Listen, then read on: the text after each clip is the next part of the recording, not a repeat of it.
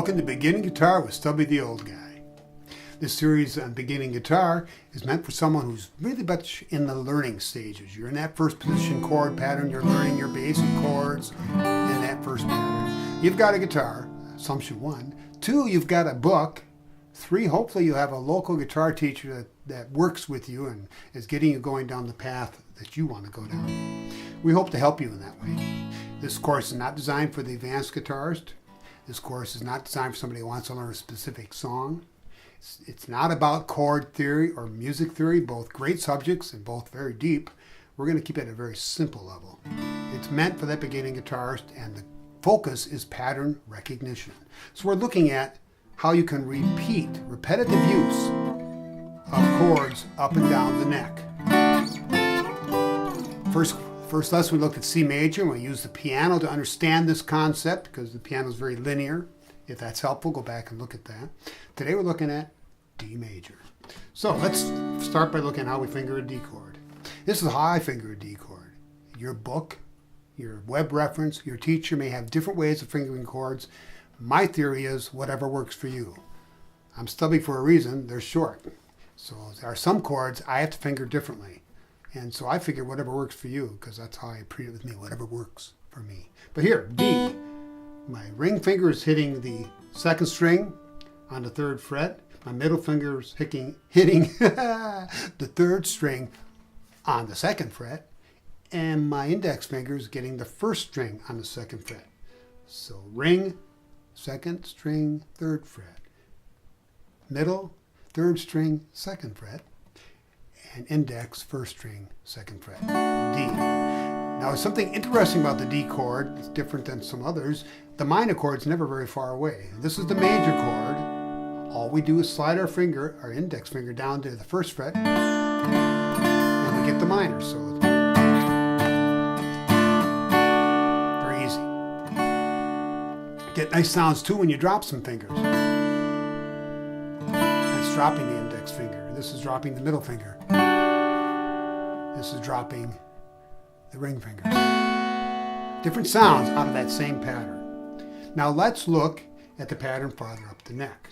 This is, again, still the same fingering. We'll call it the D major fingering. Okay? Now that's not a D chord. This is a D chord. Doesn't even sound like a D chord. But it's the same fingering, the concept. Now let's figure out what kind of chord this is. And again, we're not chord theory. We're not going to the book of 4,400 chords and doing deep research. We're using Stubby's simplistic method. We're going to say, what does it sound like? Well, does it sound like a C? No. E? No, no, no, no, no. A? No. What does it sound like? Sounds like a G. Now, I use the word sounds like, same as putting quotations around it. This is not to say that this is the same G major that this is. It is to say it sure sounds like a G. It sure has the root of G. And if I'm talking to my bass player or my keyboard player and they say, what chord are you playing? I can say, it sounds like it's a, and of course, the keyboard player in particular, so I can tell you exactly what that is because he's done that chord theory education. But I just know that if I have that minimum communication, we get to the music and we get the music flowing faster. So that's why I do this. So that's a G chord fingered using the D chord. Now, Neil, in my understanding, when I learned that song by Neil Young that we used at the Open, it's a long time ago, I was just learning to play guitar. And that's a song I wanted to learn. This is what I figured out at that time. Started there, then I went to here. Well, what is that? Well, remember we talked about the major and the minor? This is the major fingering for D. This is the minor fingering for D. Same minor fingering here as it would be here. But they aren't minor. They don't sound minor up here. That's what happens. Up and down the neck, things will change. That's the beauty, if you ask me. So if that's a G, what does this sound like? Well, now we're stretching the concept. This is why I call it simplistic. What does that sound like? It sounds like it's related to a D. I know that's a D major, and I know this is not a D major. But it sounds related. What does this one sound like? sounds like a G. Again, this is not a G major chord. It sounds like a G, so I can have that communication. Admittedly, simplistic naming of chords. So what I thought Neil was playing at the time was this. I'll call it the pattern. D major pattern, D minor pattern, D minor pattern, D major pattern. Chords, G, excuse me, G, D, G, D. Now, I don't know if you're familiar with the fake book concept, but there are always fake books out that take complex songs and make them a little easier for the beginning guitarist to play. Back on Uncommon of Age, it was the Beatles books. And you get those Beatles books and you play all these first position chords and you can play the song for sure. And that's the good news. It didn't sound like the recordings how, and that's not the good news. But the reality is, learning those songs in fake books has you playing songs and has you playing guitar, and how can that be bad? And as you graduate and become a better musician, you'll be able to unravel it more. And that's the story of me and On the Way Home by Neil Young. I thought he was playing that chord. Today I believe he was playing this chord. Now, in the sequence, is there a difference?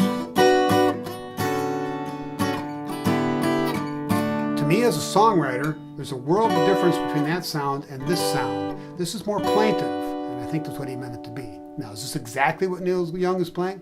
I won't swear to that. It sure sounds like it to me. So that's the power that I'm hoping you're understanding here, is understanding that you can use that same fingering up and down the neck and get a whole world of different sounds. And isn't that what you want to be able to do as a player, and certainly as if you write songs, a songwriter? Now, what I hope you do is take this and discover your own. You'll see on screen we have a chart showing the various positions I've been playing today. And you'll see that we use a different set of symbols for each one of those chords.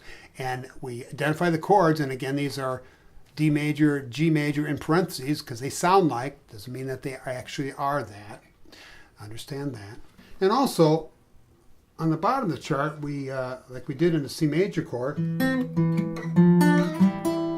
we give you some two-finger fill notes that you can use at your leisure. And so we started in C for C major. Today we start in D for D major, but it's the same basic thing.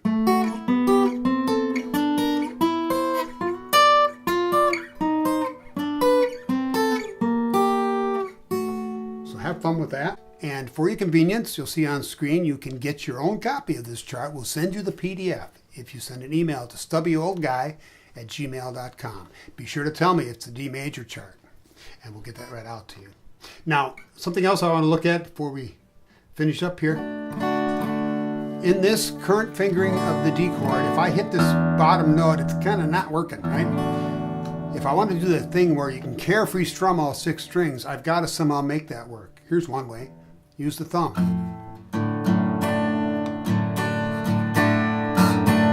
Now, when you start pulling that many D's in there, you got a little drone thing going on, which I personally find to be very cool.